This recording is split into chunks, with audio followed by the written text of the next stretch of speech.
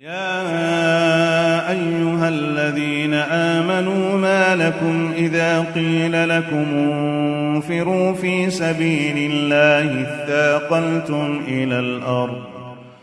أرضيتم بالحياة الدنيا من الآخرة فما متاع الحياة الدنيا في الآخرة إلا قليل إلا تنفروا يعذبكم عذابا أليما ويستبدل قوما غيركم ولا تضروه شيئا والله على كل شيء قدير إلا تنصروه فقد نصره الله إذ أخرجه الذين كفروا ثاني اثنين إذ هما في الغار إذ يقول لصاحبه لا تحزن إن الله معنا فأنزل الله سكينته عليه وأيده بجنود لم تروها وجعل كلمة الذين كفروا السفلى وكلمة الله هي العليا والله عزيز حكيم انفروا خفافا وثقالا وجاهدوا بأموالكم وأنفسكم في سبيل الله ذلكم خير لكم إن كنتم تعلمون لو كان عرضا قريبا وسفرا قاصدا لاتبعوك ولكن بعدت عليهم الشقة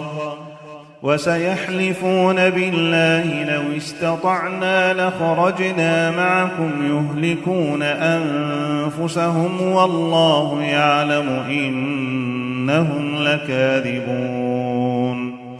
عفى الله عنك لم أذنت لهم حتى يتبين لك الذين صدقوا وتعلم الكاذبين لا يستأذنك الذين يؤمنون بالله واليوم الآخر أن يجاهدوا بأموالهم وأنفسهم والله عليم بالمتقين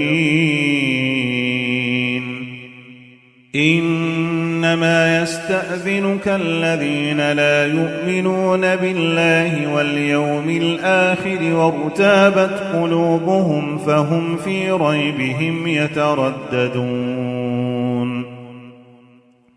ولو أرادوا الخروج لأعدوا له عدة ولكن كره الله بعاثهم فثبطهم وقيل اقعدوا مع القاعدين لو خرجوا فيكم ما زادوكم إلا خبالا ولأوضعوا خلالكم يبغونكم الفتنة وفيكم سماعون لهم والله عليم بالظالمين